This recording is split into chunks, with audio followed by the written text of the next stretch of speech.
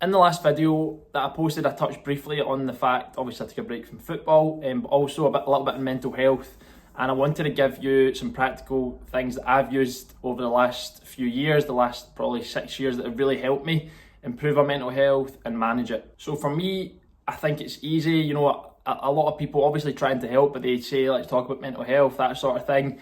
But what I've found over the years is it's difficult to find, things that you can actually do and use that are actually going to help you. So I'm going to touch on a few things that I've found, best things that have helped me over the past few years, and things that I still do, things that I still use, things that I still rely on to keep me in a good place. Because I understand now how to manage my emotions and mental health and feelings a lot better because I understand them.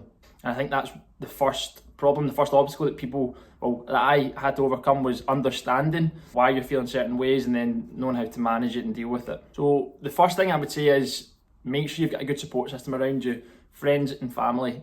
You would not believe how much that you can rely on these people, even if they don't know it.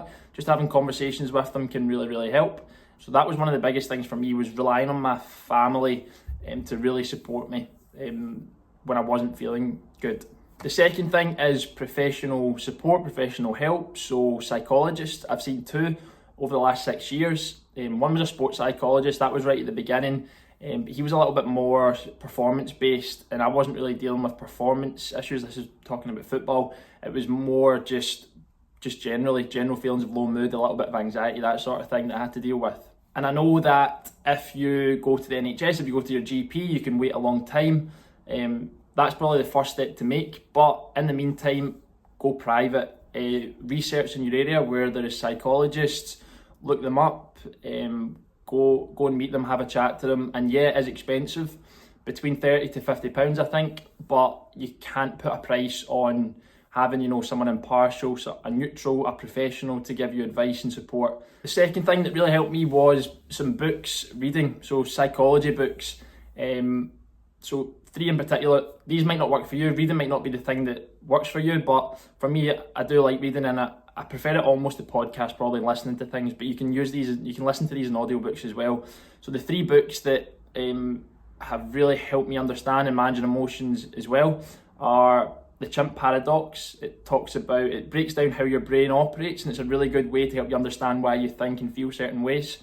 I used to be a miserable fuck. It's quite a nice one in terms of telling you basically to have do a bit more self-care, look after yourself, put yourself first, eat well, sleep well, take time for yourself.